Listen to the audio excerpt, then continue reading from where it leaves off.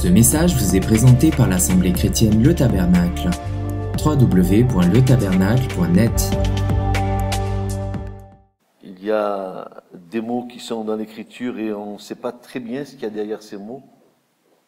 Et pourtant, ils sont là, on les connaît, on a une connaissance même humaine de ces mots, mais on n'a pas la connaissance spirituelle des choses que Dieu veut nous faire comprendre.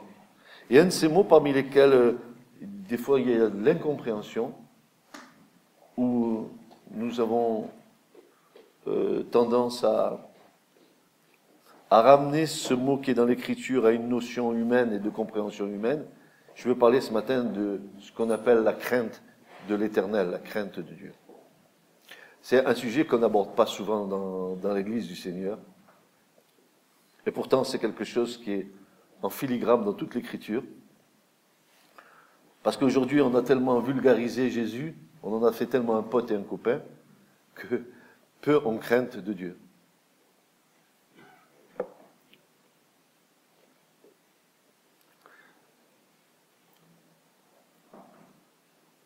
Et beaucoup pensent que cette crainte qui est dans l'Écriture, ils pensent que cette crainte de Dieu est une crainte morbide qui est motivée par la peur.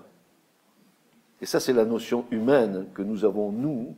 On n'a pas besoin de la Bible pour savoir ce qu'est la crainte, n'est-ce pas? Les gens dans le monde savent ce que c'est que la crainte, la peur. Et quand nous abordons l'Écriture, nous sommes déjà un peu programmés par ce mot, et nous avons tendance à appliquer à Dieu un mot qui est la crainte, avec les valeurs que nous connaissons de la crainte dans notre humanité. Eh bien, c'est faux. C'est pas tout à fait ça. Et ce matin, je voudrais rectifier plusieurs tendances que nous avons à croire que notre Dieu nous donne une crainte comme le monde nous donne la crainte. Si nous comparons la crainte du monde avec la crainte de Dieu, je crois qu'il n'y a pas photo à l'arrivée. La crainte du monde, c'est la crainte que Satan met dans le cœur des gens.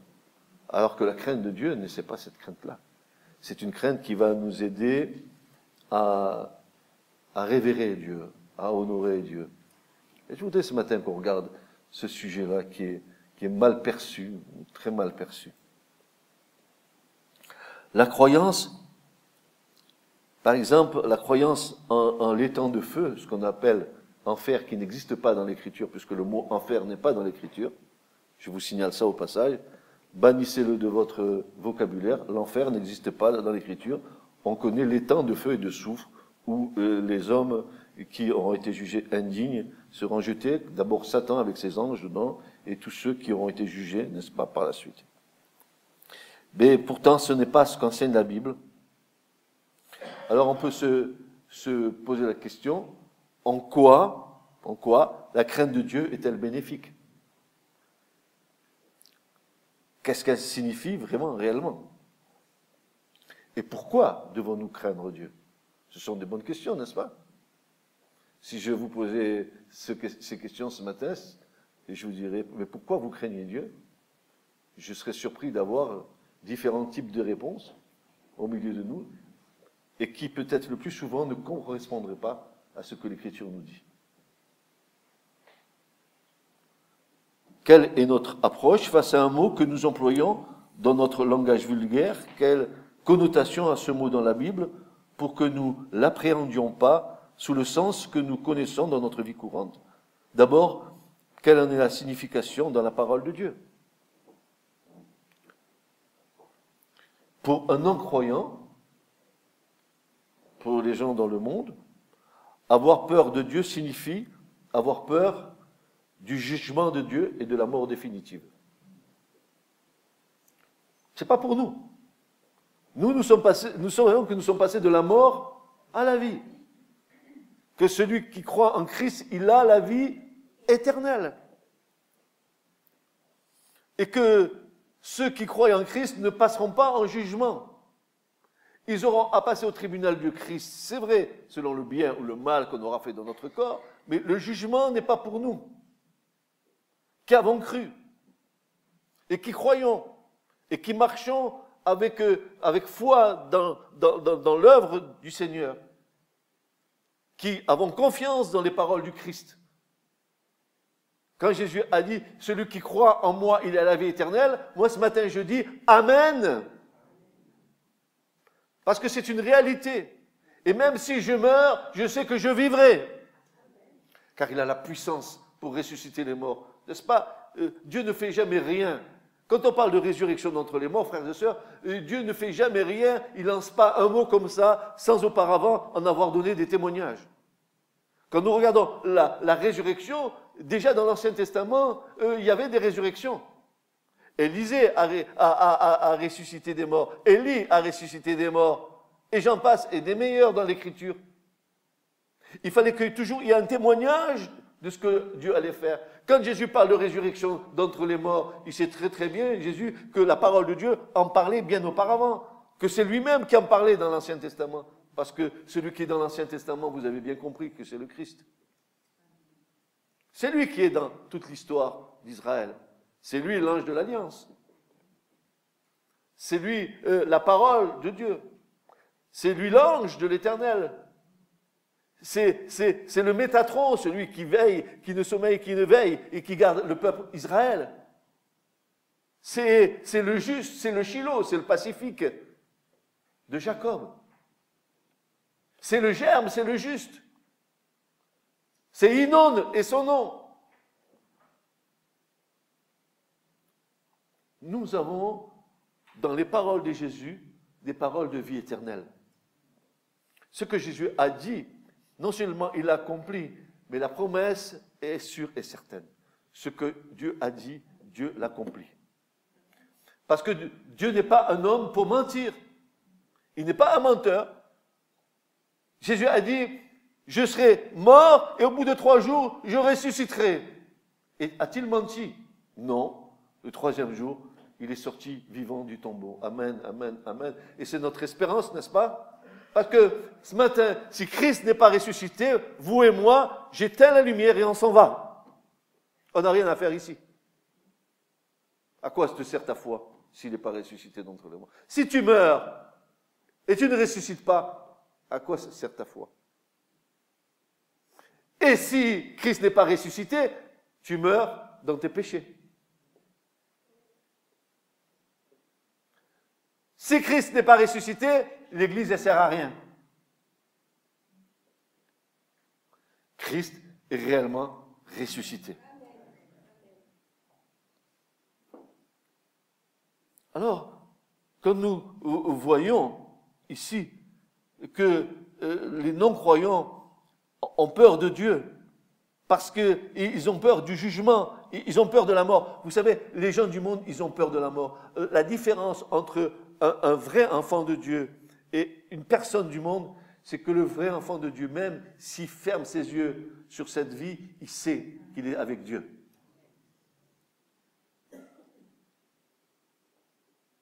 Et il sait qu'au son de la trompette de Dieu, à la voix de l'archange, alors les morts ressusciteront.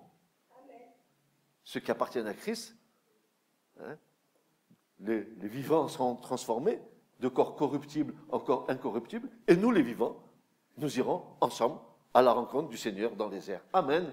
Réjouissez-vous avec cette chose-là, frères et sœurs. Mais Dieu n'est pas un Dieu menteur.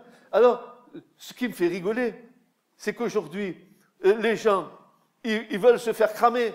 Crémation, crémation, crémation. Bon, ok, tu prends les cendres et tu les envoies où tu veux. Mais est-ce que Dieu n'a pas la puissance pour dire, hop, cendre, René? Est-ce qu'il n'a pas la puissance pour dire ça, le Seigneur? Et quand vous voyez la vision d'Ézéchiel et que Dieu dit à Ézéchiel, prophétise, fils de l'homme, sur les eaux desséchées de la maison d'Israël, et qu'il a la vision de voir ces eaux se reformer et un peuple nombreux se lever. Alléluia! Lazare, sort! Il est sorti, n'est-ce pas? Il est sorti du tombeau, vivant. 3 jours qu'il était là. Il puait. À un bout de 3 jours, ça commence à sentir mauvais. La chair, hein? Vous avez beau la pomponner, tu n'emporteras pas ta trousse de maquillage dans le cercueil.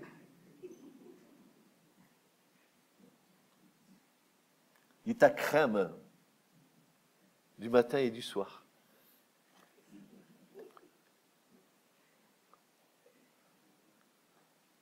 Sors. Il a dit Lazare, hein? Il ne s'est pas trompé, le Seigneur. Parce que s'il n'avait pas dit Lazare, je pense que tous les morts auraient ressuscité d'un coup. Il a la puissance pour faire revenir à la vie. C'est le Créateur. C'est le Créateur. Alors, oui, pour un non-croyant, avoir peur de Dieu signifie avoir peur du jugement de Dieu et de la mort définitive, qui est une séparation éternelle d'avec Dieu. Pour le croyant, la crainte de Dieu est quelque chose de différent. La peur du croyant est une forme d'infini respect de Dieu. Regardons Hébreux chapitre 12, versets 28 à 29. Hébreux 12. Est-ce que vous avez vos épées ce matin?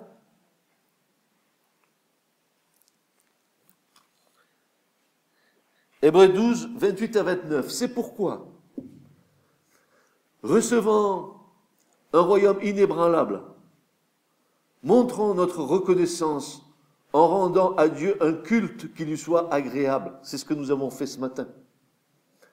Avec piété et avec crainte. Car notre Dieu est aussi un feu dévorant. Ce respect, cette crainte infinie correspondent exactement à ce que l'expression « avoir peur de Dieu » signifie pour les chrétiens. Alors, à quoi est destinée cette crainte? Et qui en est l'auteur? Dieu lui-même est l'auteur de cette crainte. Vous allez lire avec moi. Et pourquoi Dieu met cette crainte dans nos cœurs? Pourquoi le fait-il? Il y a des multiples raisons, mais il y en a une principale, afin que nous ne nous retirions pas de lui. Il nous aime tellement. Il y en a qui disent, je ne crains ni Dieu ni le diable. Il y en a qui disent ça dans le monde. Ben, tu devrais craindre Dieu.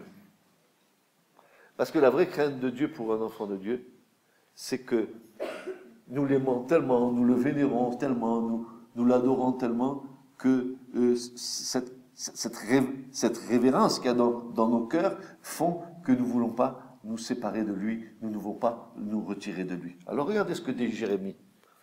Jérémie 32, versets 32 à 39. Il va dire ceci. Le prophète Jérémie, vous savez celui qu'on appelle Jérémiade, parce qu'il se plaignait toujours. Et le pauvre, il avait raison. Si tu avais été jeté en prison, si tu avais été frappé, etc., peut-être que tu te plaindrais aussi, comme Jérémie l'a fait. Jérémie 32, versets 32 à 39. À cause de toute l'iniquité des fils d'Israël et des fils de Juda, qu'ils ont commise pour me provoquer, eux, leurs rois, leurs princes, leurs sacrificateurs et leurs prophètes, et les hommes de Juda et les habitants de Jérusalem. Ils m'ont tourné le dos et non la face. Je les ai enseignés, me levant de bonne heure et les enseignant. Ils n'ont pas écouté pour recevoir l'instruction.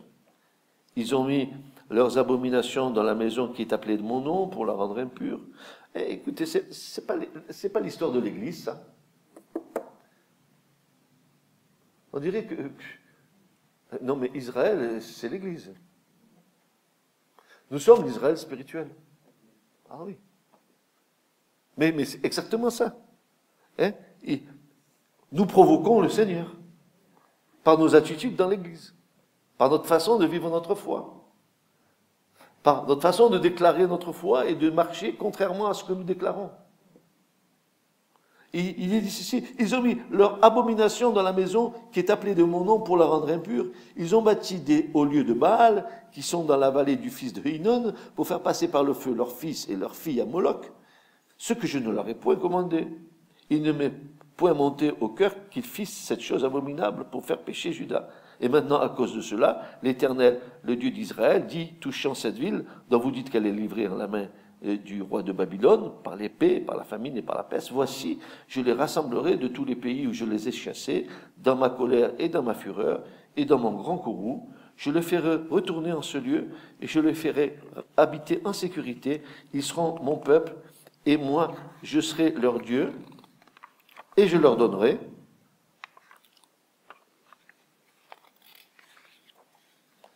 un seul cœur et une seule voix pour craindre tous les jours pour leur bien et le bien de leurs fils après eux.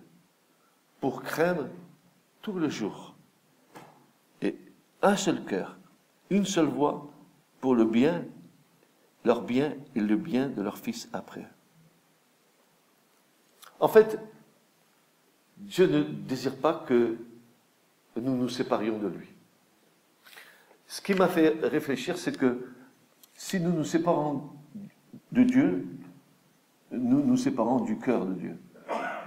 Parce que nous sommes dans le cœur de Dieu. Ma vie, ta vie, nos vies sont dans le cœur de Dieu. Comme un père aime ses enfants, un père a dans son cœur ses enfants. Amen. Nous les aimons. Ils ont une place dans notre cœur. Donc, chaque fois que nous nous retirons de Dieu, que nous partons loin de Dieu, nous partons de notre position qu'il y a dans le cœur de Dieu. Dieu, lui, continue à nous aimer, mais nous nous séparons de Dieu. Et à partir de ce moment-là, qu'est-ce que Dieu veut faire? Vous vous rappelez le fils prodigue, qu'est-ce qui s'est passé? Il a dit au père, allez, ouais, tu me donnes ma part, je vais m'éclater. Je vais aller en boîte. Et puis j'ai envie de faire ma vie, maintenant je suis assez grand, tu comprends? Hein? Je peux m'affranchir de la tutelle de mon père, de ma mère. Ah non, je suis majeur, j'ai 16 ans. Parce que maintenant on donne la majorité bientôt à 16 ans. Donc, je m'en vais. Tu peux rien me dire. D'abord, même si je suis petit, si tu me fous une baffe, je vais dire à la maîtresse, tu vas aller au tribunal. Non, mais c'est ça. Malheureusement, c'est ça. Et alors, oui, d'accord, je m'en vais dans le monde, je vais m'éclater. Et vous savez ce que c'est? Tout n'a qu'un temps. Tu peux jouir des plaisirs de ce monde, mais à un moment donné, tu vas t'apercevoir qu'il va te laisser des goûts amers dans ta bouche, le plaisir du monde. Et puis, le fils prodigue dit, oh là là, je passe une période difficile. Hein. Je pensais que je pourrais m'en sortir seul, que tout en travaillant, en m'éclatant, en faisant la vie comme j'entends. Et puis voilà, la situation ne va plus. Eh ben, il y a la crise financière, par exemple. Voilà. Oh, beaucoup reviennent chez les parents. Oui ou non? Beaucoup reviennent chez les parents. Ils n'arrivent plus à s'en sortir dans leurs études, parce qu'on demande beaucoup d'argent, etc., etc. Et la crise financière fait que peut-être les enfants disent, ben, peut-être je peux continuer mes études, mais chez mes parents, au moins j'ai le logement, hein, Léna? Peut-être c'est comme ça, je ne sais pas. En tout cas, j'ai entendu ça. Et il dit, ah, bien. Ouais, c'est bien quand même, je me suis bien éclaté, mais c'est pas tout dans la vie. C'est pas tout. Tu t'éclates, oui, tu t'éclates, c'est bien, pendant un certain temps. Il dit, dis-moi, je vais te dire, tu peux t'éclater, mais dès que les années apparaissent, tu vas voir que ton éclatement, il devient pesant. Non, parce que après c'est quoi? Ah, mais j'étais bien chez mon père quand même. Bon, alors qu'est-ce que je fais? Je continue à manger Quick? McDo? Mais depuis que je prends Quick et McDo, j'ai grossi de 20 kilos. Chez moi, ma mère fait de bons petits plats. Je vais retourner chez mes parents. J'ai péché contre le ciel et contre mon père. Repentance. Je vais revenir. Voyez-vous, quand on veut revenir au cœur du Père, il n'y a pas 36 chemins. Il n'y a qu'un chemin. C'est quoi? La quoi? La repentance.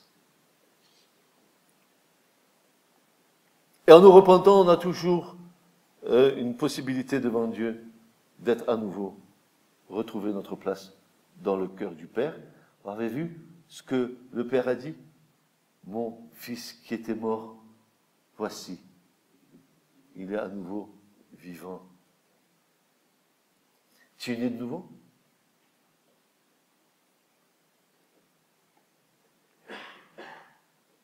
Est-ce que tu as la vraie vie en toi?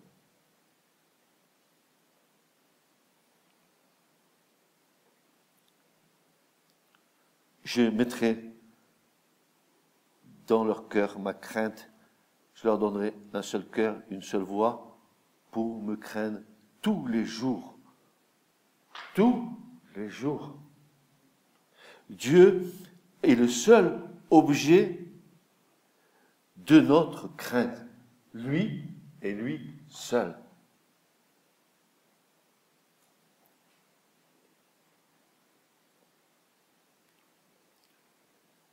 Il y a un deuxième point, frères et sœurs, qui est important. Premier point, Dieu veut mettre la crainte dans notre cœur pour que nous ne retirions pas de lui. Mais le second point va nous décrire la crainte de l'Éternel comme étant le moyen que Dieu utilise pour notre instruction. Proverbe 2, verset 1-9. Mon fils, ma fille, si tu reçois mes paroles et que tu caches par-devers toi mes commandements pour rendre ton oreille attentive à la sagesse, si tu inclines ton cœur à l'intelligence, si tu appelles le discernement, si tu le cherches, comme l'argent, et que tu le recherches comme des trésors cachés, alors tu comprendras la crainte de l'Éternel et tu trouveras la connaissance de Dieu. Permettez-moi de vous dire, quand Salomon dit si tu inclines ton cœur à l'intelligence, qu'est-ce que ça veut dire? Ça veut dire si tu te laisses influencer, si tu te tournes en te mettant à part pour Dieu. Tu comprends ça? Si tu inclines ton cœur à l'intelligence, c'est-à-dire si tu te laisses influencer par la parole de Dieu, si tu appelles le discernement, et là le mot discernement ici, il est très spécial dans l'hébreu. Le mot discernement ici, c'est le même mot que intelligence, mais il a une différenciation. C'est que le mot qui est ici, le discernement, l'intelligence, c'est le mot hébreu bina. Bina, en hébreu, est composé de deux mots. Ben, fils, et ya, Dieu. Le discernement qui est là, c'est le discernement du Fils de Dieu, que Dieu te donne. À un, il y est donné, n'est-ce pas, la parole de connaissance. À l'autre, les discernements des esprits, etc. Les dons spirituels, ils sont pour nous, ils viennent, ils nous sont donnés par Jésus. Il est descendu vers les régions inférieures, il a amené captive la captivité, il a fait des dons aux hommes, les dons de l'esprit pour équiper l'Église. Et si tu inclines ton cœur, n'est-ce pas, si tu te laisses influencer ton cœur, si tu te tournes en te mettant à part, se mettre à part. Israël est un peuple à part, est un peuple seul pour Dieu. L'Église se met à part, tu te mets à part. C'est dur, mais tu te mets à part. Tu n'es pas comme les autres nations, tu n'es pas comme les incroyants. Tu es à part. Tu ne peux pas dire le dimanche, je suis à Christ ici, et dès que tu sors d'ici, tu vas commencer à nouveau à faire ta mixture avec le monde. Un peuple à part, l'Église est à part. La fiancée, elle se met à part pour son fiancé. Dites Amen, dites Amen.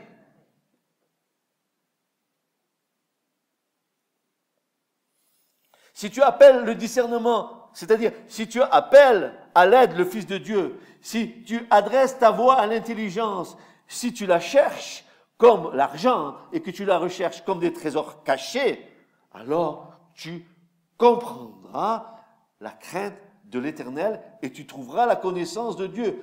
Car l'Éternel donne la sagesse, De sa bouche procèdent la connaissance et l'intelligence.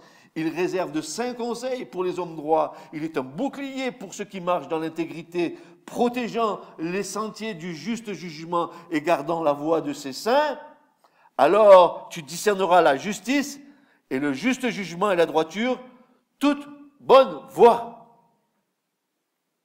Voilà, la crainte de l'Éternel nous amène, n'est-ce pas, à avoir une instruction.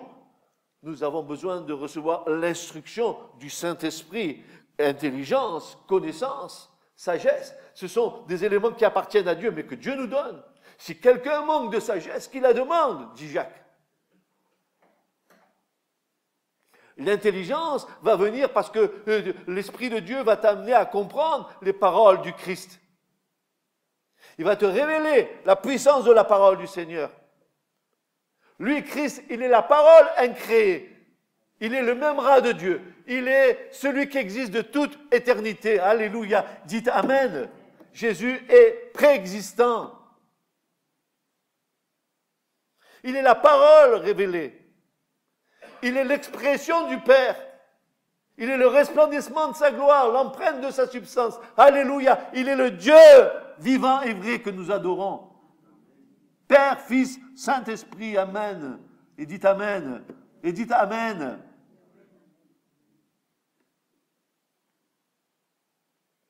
Oui, l'Éternel te donne la sagesse.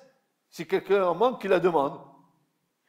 Oh, vous manquez de sagesse? Demandez-la à Dieu. Vous allez voir comment ça va changer la vie. De sa bouche procèdent la connaissance et l'intelligence. Il réserve de saints conseils. Tu veux la crainte de l'Éternel? Si tu crains l'Éternel, mon pauvre, tu vas avoir des conseils excellents dans ta vie. Tu ne feras pas n'importe quoi. Dieu te donnera à faire des choses bonnes, justes. Un saint conseil. Émilie? Des saints conseils pour ta vie. Le Seigneur veut te les donner. Ensuite, il nous est dit ceci. Il réserve de saints conseils pour les hommes droits. Il est un bouclier pour ceux qui marchent dans l'intégrité. Qu'est-ce que c'est qu'être intègre? C'est pas avoir un cœur partagé. En hébreu, lève ou relève. Un cœur et un cœur, ça veut dire un double cœur. Tu dis une chose, tu fais une autre.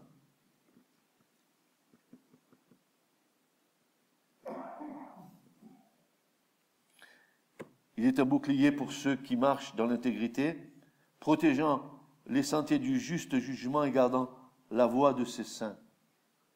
Si tu crains l'Éternel, l'Éternel te garde. Mais tu te rends compte la garde de Dieu? Comme dit Pierre, vous êtes gardés par la puissance de Dieu, par le moyen de la foi. Et vous êtes gardés, l'Écriture nous dit que là, dans ce passage, il est question d'être gardés militairement. C'est-à-dire que Dieu met autour de nous ses anges. Ne te crains pas. Tu es entouré de toutes parts par les anges de Dieu. Amen. 10 000 tombent à ta droite, 1000 à ta gauche, t'inquiète pas. Il donnera ses ordres à ses anges, afin que ton pied ne heurte à la pierre. Alléluia. Il te garde. Il t'évitera la peste en plein midi. Le filet de l'oiseleur. Si tu crains l'Éternel. Non, non, non. Non. Tu sais pourquoi je crains le Seigneur? Parce que plus j'approche dans ma vie, plus le temps de ma fin approche. Et plus ma marche dans le Seigneur augmente, je m'aperçois qu'il n'y a pas un Dieu comme lui aussi grand, aussi puissant. Et ça, moi, ça me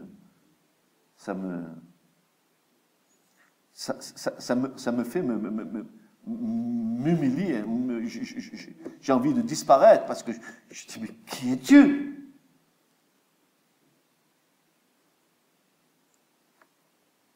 Alors, Jésus, c'est mon pote. Je fais ma pétard, Jésus est avec moi. Ah bon? Je vais en boîte, le Saint-Esprit en moi me sanctifie. Ah bon? T'as vu les âneries évangéliques? T'en veux? Il y en a. N'importe quoi. N'importe quoi. le mélange. Vas-y, vas-y, la mayonnaise. Tu peux y aller. Alors, on continue. Salomon, qui a reçu la sagesse de Dieu, nous enseigne, pour comprendre la crainte de Dieu, 4 choses sont nécessaires. 1, incliner son cœur à l'intelligence. 2, appeler le discernement. Et là, nous avons affaire au mot bina, on l'a dit tout à l'heure. 3, adresser sa voix à l'intelligence. 4, chercher et rechercher l'intelligence. Ces 4 conseils de Salomon nous disent qu'en faisant ces choses, nous sommes en état de comprendre que signifie véritablement la crainte de l'Éternel. Si tu reçois la sagesse de Dieu, tu vas commencer à comprendre qui est Dieu. Et si tu commences à comprendre qui est Dieu, tu vas craindre Dieu.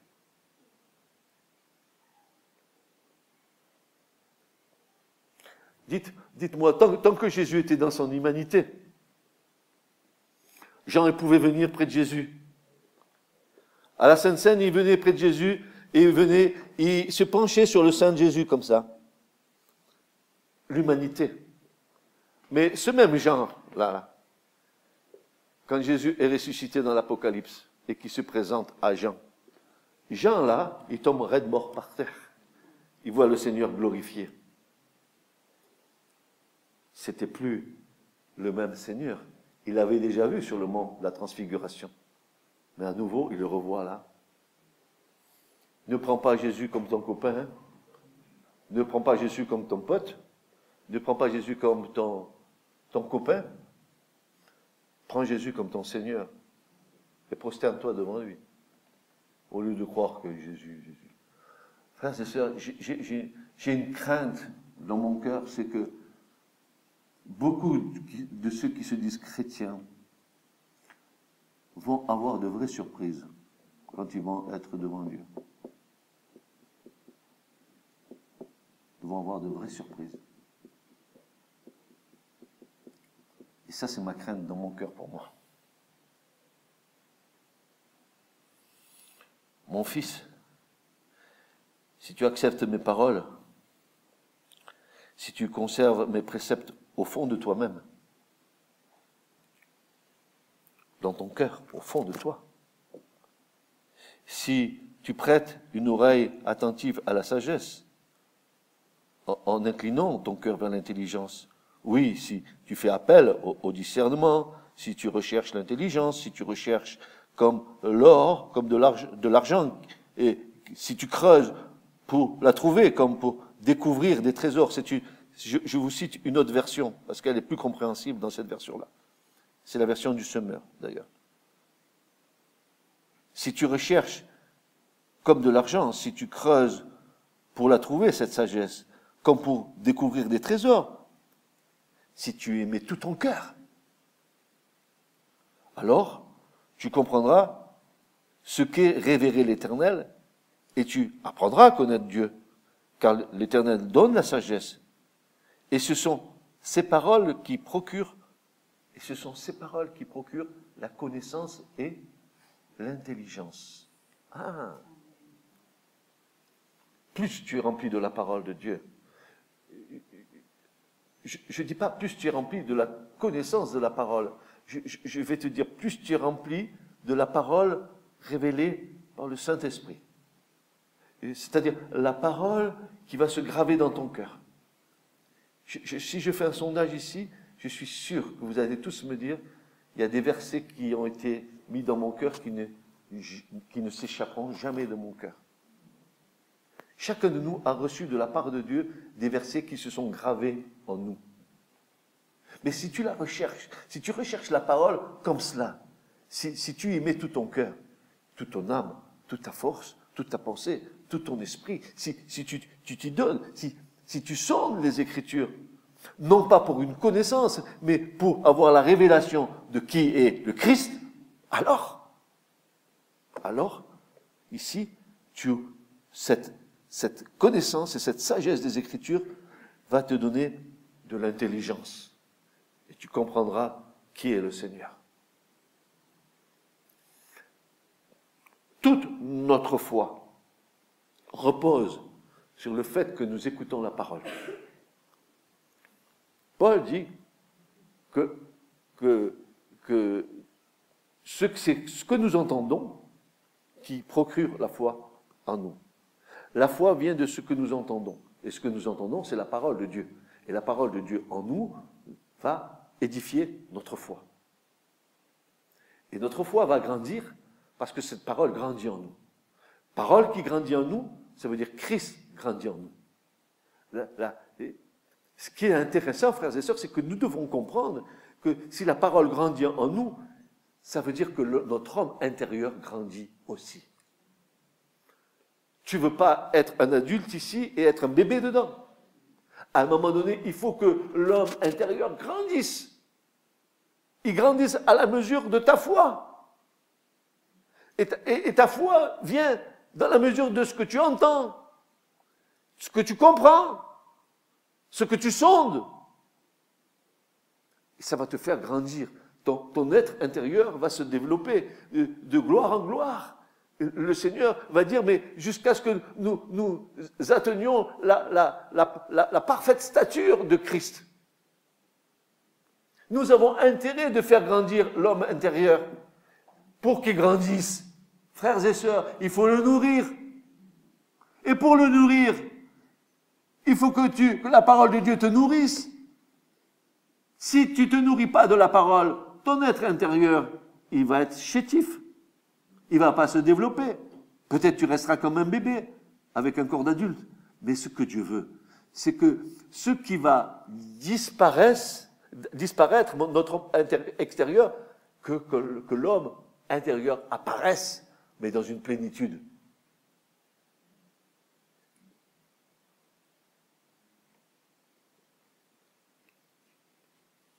Cette crainte a d'autres aspects que nous devons connaître pour honorer Dieu. Il est dit que la crainte de l'Éternel, troisièmement, c'est de haïr le mal. Si tu fricotes avec les choses du monde, si tu t'arranges avec les choses du monde, tu crois que tu es agréable à Dieu?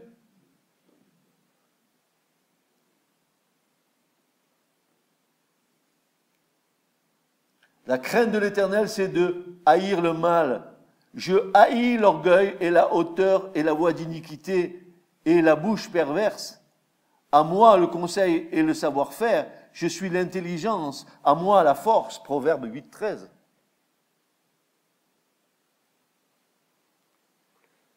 Est-ce que tu haïs le mal, ou tu pactises, ou tu t'arranges? Vous savez, parce que j'ai entendu ces choses-là en confession, je suis à même d'en parler. Au bout de tant et tant d'années de service avec le Seigneur, j'en ai entendu. Moi, j'ai entendu des personnes qui disaient être des chrétiens et qui, en confession, disaient qu'ils étaient attirés par les sites porno. Est-ce que c'est compatible? Est-ce qu'ils haïssent le mal? Je vous dis que c'est un combat dans lequel nous sommes engagés. Mais la crainte, une des raisons de la crainte de l'Éternel, c'est de haïr le mal.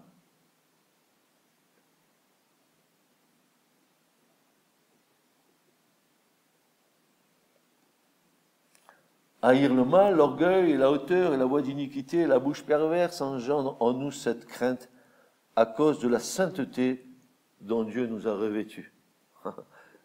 Soyez saints comme mon Père est saint. Hein? Nous avons été sanctifiés, mis à part par l'offrande du corps de Jésus. Est-ce que, comme dirait Paul, pécherions-nous encore?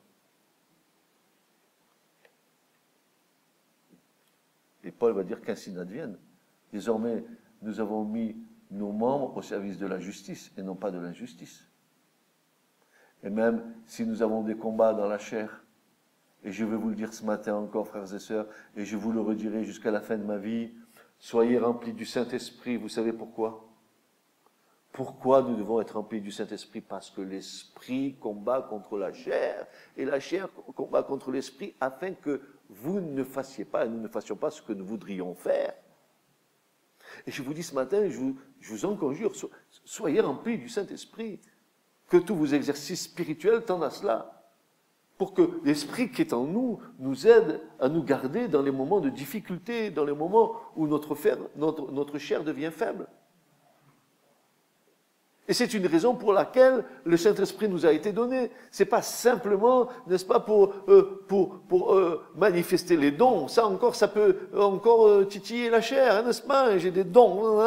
Non, mais Paul nous dit, mais non, marchez par l'Esprit, vous n'accomplirez pas les désirs de la chair. Marchez par l'Esprit.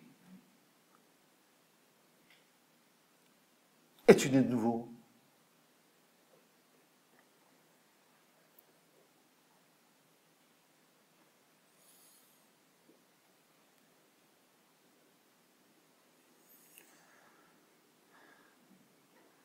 La crainte de l'Éternel, en outre, est décrite comme la sagesse. Le psalmiste dira, la crainte de l'Éternel est le commencement de la sagesse. Tous ceux qui pratiquent ces préceptes auront une bonne intelligence. Sa louange demeure à perpétuité. La crainte de l'Éternel est le commencement de la sagesse. Tous ceux qui pratiquent, qui obéissent aux préceptes, aux commandements de Dieu, ceux qui obéissent, pas ceux qui s'arrangent avec, ceux qui obéissent, auront une bonne intelligence. Il y parlait encore aussi d'avoir tel il est, tel nous serons, de recevoir l'intelligence du Fils de Dieu. Il nous la donne.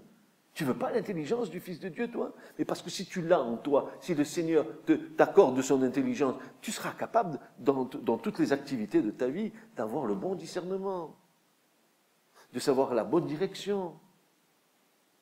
Tes projets, tu pourras les confier au Seigneur. Tu auras de la sagesse pour dire, c'est pas mon projet, c'est ton projet. Seigneur, et même si tu as mis ce désir dans mon cœur, j'attends que tu me dises OK.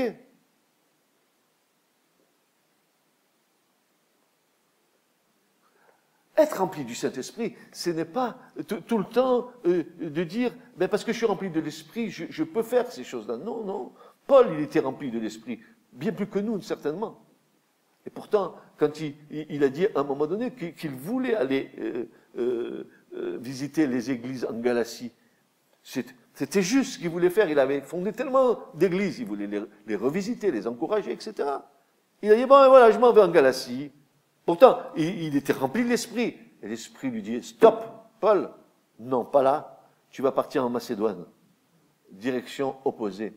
Frères et sœurs, être conduit par l'Esprit, c'est être sensible à la voix de l'Esprit. C'est pas, je décide, après j'ai du Saint-Esprit, aide-moi.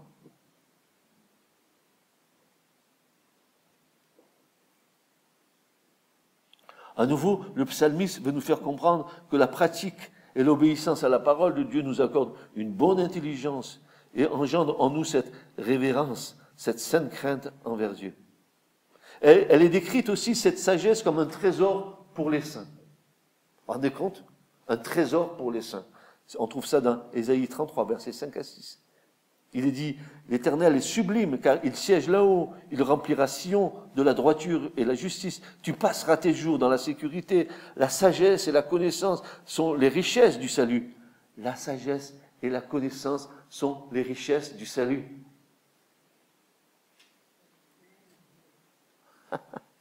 C'est ce que t'apporte le salut. Je suis heureux. Je suis sauvé, voilà ma gloire, mon espérance. Alléluia, mais j'hérite de la sagesse. J'hérite de la connaissance. J'hérite de l'intelligence. Moi, je sais que vous pouvez peut-être être nul dans les études du monde, mais intelligent dans les choses de Dieu. Et je préfère que tu sois intelligent dans les choses de Dieu, que tu me passes tous tes diplômes devant moi, que je vais te dire, ben c'est très très bien, mais tu vois, là ça va s'arrêter à un moment donné. Ça n'ira pas plus loin.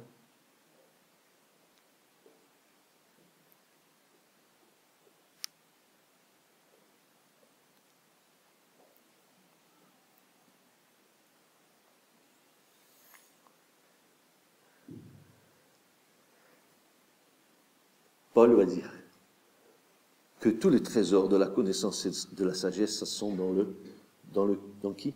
Dans le Christ. Tous les trésors sont en Christ. Si Christ est en toi, tu as tous les trésors de la sagesse et de l'intelligence, mon frère, ma soeur. Et si tu vois ton frère et ta soeur, ne lui dis pas tu es abruti. Parce qu'il a les trésors de la sagesse et de l'intelligence, parce que Christ est en lui. Ne juge pas ton frère et ta soeur comme ça. Un jour, je me rappelle, j'avais entendu une vieille gitane, vieille, très vieille. Tout le monde priait. Vous savez, les gitans, quand ils prient, ils prient beaucoup, mais en vain. Mais ils prient. Et la petite gitane, tout d'un coup, elle dresse sa petite voix, elle dit, « Oh Seigneur, mon Dieu, je sais que tu entends toujours les petites prières. Les petites prières. » Elle n'avait pas les centaures, le torero dans l'arène. Ça c'est los gitanos.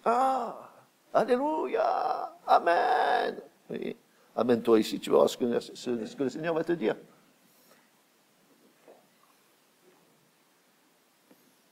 Tous les trésors de la sagesse sont dans le Christ. De riche qu'il était, il s'est fait pauvre pour nous. Il s'est humilié.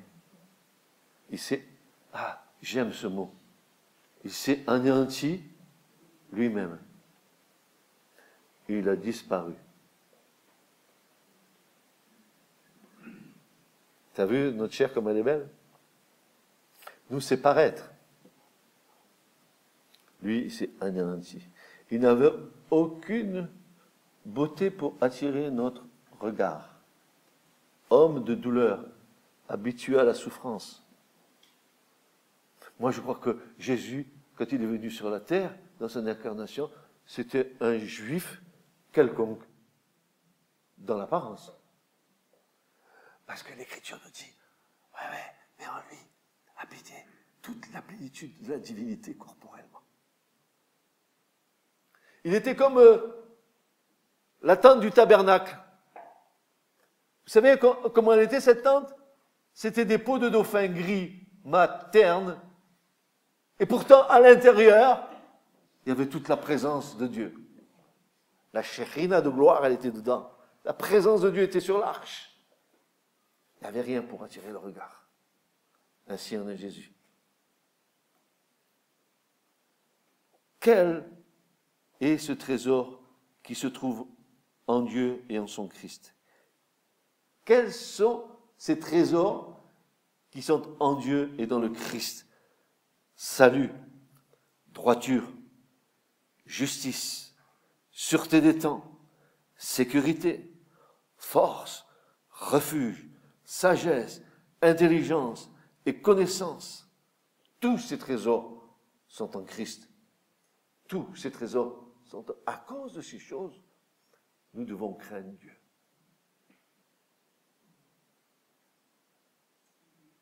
En outre, cette crainte de l'Éternel est une fontaine de vie pour nous faire éviter les pièges de la mort. Proverbe 14, 27. Dans la crainte de l'Éternel, il y a la sécurité de la force, il y a un refuge pour ses fils. La crainte de l'Éternel est une fontaine de vie pour faire éviter les pièges de la mort.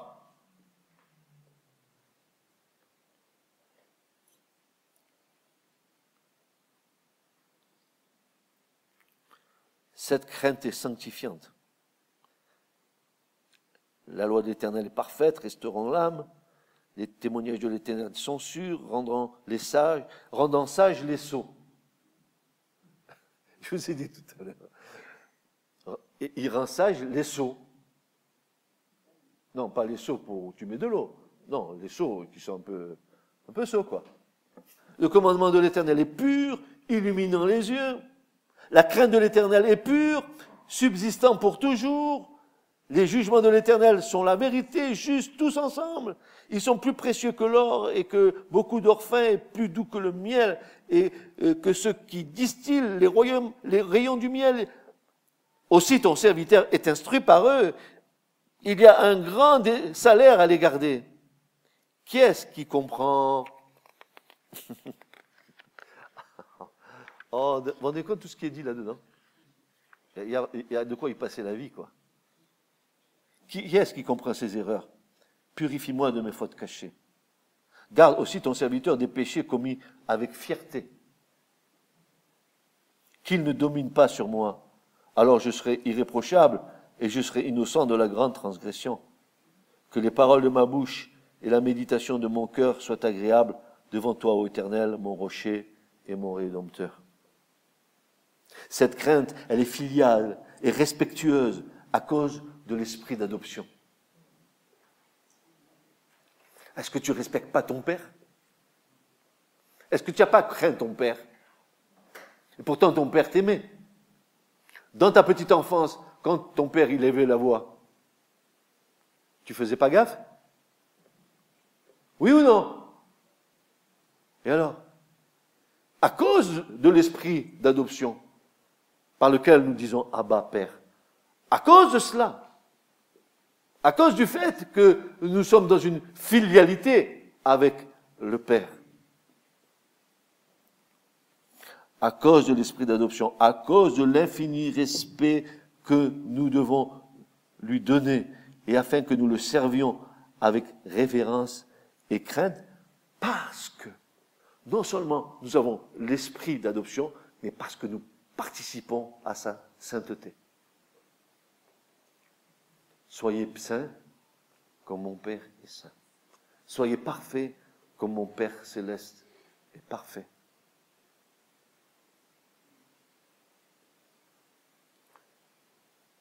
Il dit, la crainte de l'Éternel est le début de la sagesse. Ainsi en est-il. C'est pour ça que l'Épître aux Hébreux va nous dire, nos pères nous châtiaient pour peu de jours, comme ils le trouvaient bon, mais Dieu nous châtie pour notre bien, afin que nous participions à sa sainteté. Tu sais, quand il y a une petite épreuve et que tu commences à... Et je passe l'épreuve, mon frère ou ma soeur. Tu commences à te plaindre. Tu commences à ronchonner. Pourquoi ça m'arrive? Tu n'as pas compris que Dieu est en train de te faire passer par l'épreuve. Parce que d'abord, tu as besoin d'être raboté. Et Dieu, tu as besoin de te rapprocher de lui. De participer de plus en plus à sa sainteté. Tu crois que l'épreuve n'est pas pédagogique? Bien sûr qu'elle est pédagogique.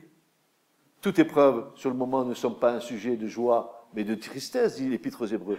Mais elle produit, chez ceux qui l'ont ainsi exercé, un fruit de paix et de justice.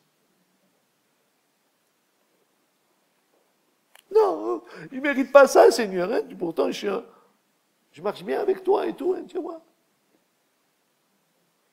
Pourquoi je suis éprouvé comme ça, Seigneur?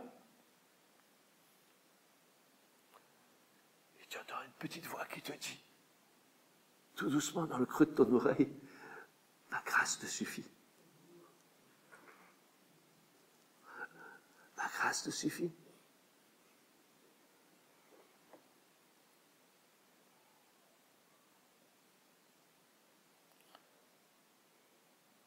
C'est pourquoi, recevant un royaume inébranlable, montrant notre connaissance en rendant à Dieu un culte qui lui soit agréable avec piété, avec crainte, car notre Dieu est aussi un feu dévorant. C'est le conseil express de Dieu à son peuple. Il en est de même à l'Église de cette génération. Vous marcherez après l'Éternel votre Dieu et vous le craindrez et vous garderez ses commandements et vous écouterez sa voix et vous le servirez et vous vous attacherez à lui. Deutéronome, chapitre 13, verset 4. C'est le même conseil pour l'Église. Vous marcherez après l'Éternel votre Dieu et vous le craindrez. Et vous garderez ses commandements et vous écouterez sa voix et vous le servirez et vous vous attacherez à lui.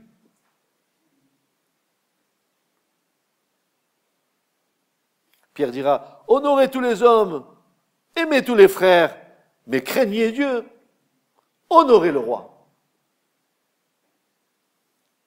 Est-ce que tu honores le Seigneur?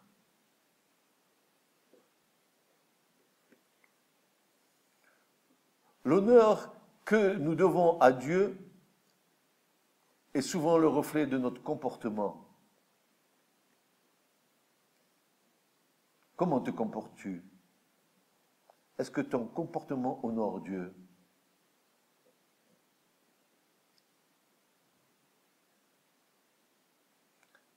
it is la question.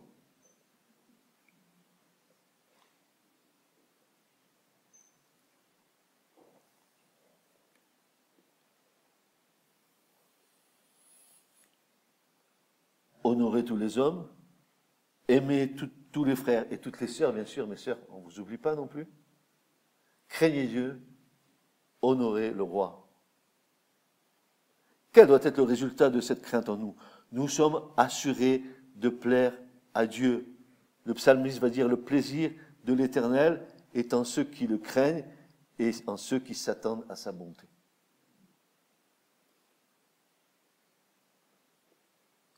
Tu as compris? Nous sommes assurés de plaire à Dieu. Le plaisir de l'Éternel est en ceux qui le craignent et ceux qui s'attendent à sa bonté. Qui craint Dieu ce matin? Qui craint Dieu? Tous, vous craignez Dieu. Alors qu'il sera bon de rectifier les comportements. Hein.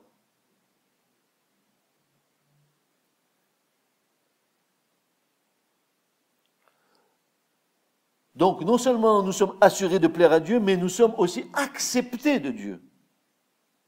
Et Pierre, ouvrant la bouche, dit: en vérité, je comprends que Dieu ne fait pas exception de personne, mais qu'en toute nation, celui qui le craint et qui pratique la justice lui est agréable. Acte 10, versets 34-35. Et le plaisir de l'Éternel en ceux qui le craignent, c'est le psaume 147, verset 11. Nous recevons la miséricorde et la bonté de Dieu. Nous avons part à sa compassion envers nous. Comme un père a compassion de ses fils, l'Éternel a compassion de ceux qui le... Allez à nouveau. Ah mais attendez. Si vous faites une recherche du mot craindre et craindre dans l'Écriture, vous allez voir. Vous allez y passer du temps. Hein, à moins que vous ayez un logiciel qui recense tout.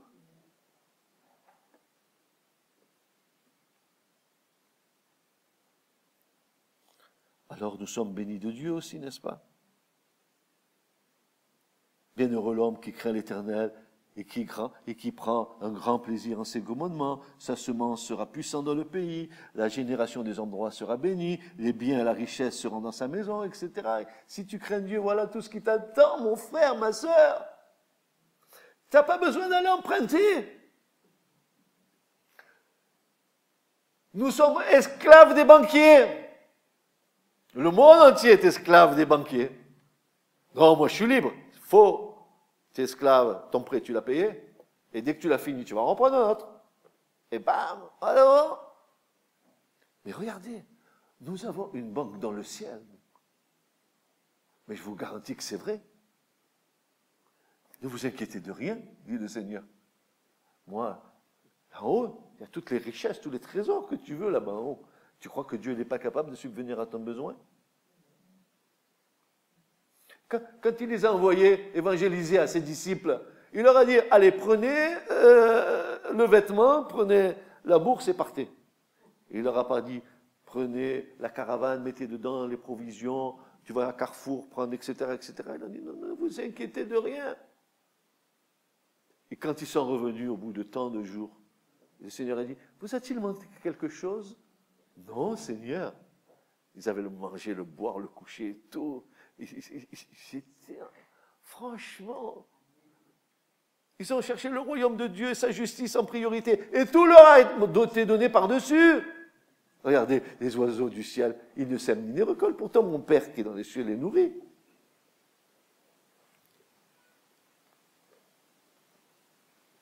Et j'en passerai. Nous sommes bénis de Dieu. Nos jours sont prolongés. La crainte de l'Éternel ajoute des jours. Et tu veux aller jusqu'à 90 ans? Crains Dieu. Il va ajouter. Écoute, Église. Il y a deux choses pour que tu puisses prolonger ta vie. Deux. Un, la crainte de l'Éternel. Deux, honore ton père et ta mère. Et les jours de ta vie seront prolongés. Tu veux vivre un peu plus? Et le Seigneur le fait. Pas tu crains.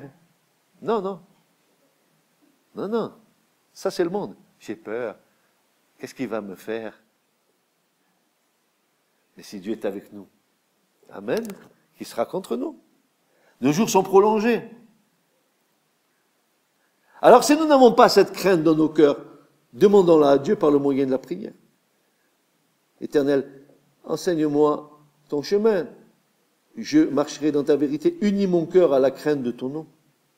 Unis mon cœur à la crainte de ton nom. Je te célébrerai de tout mon cœur, Seigneur mon Dieu, et je glorifierai ton nom à toujours. Cette crainte doit être constamment maintenue dans nos cœurs. Etc., etc., frères et sœurs, ce matin. Je pense qu'on a commencé à comprendre que cette crainte de l'Éternel est salutaire pour nous. Elle doit nous amener, à vous et à moi, de prendre conscience de qui est notre Dieu. Le Seigneur va dire des choses extraordinaires. Mais qu'est-ce que vous voulez? Où étiez-vous quand je créais l'univers? Mais où étiez-vous? Et toi, poussière de la poussière, qu'est-ce que tu vas dire à Dieu? Est-ce que le pot va dire au potier, pourquoi tu m'as fait comme ça?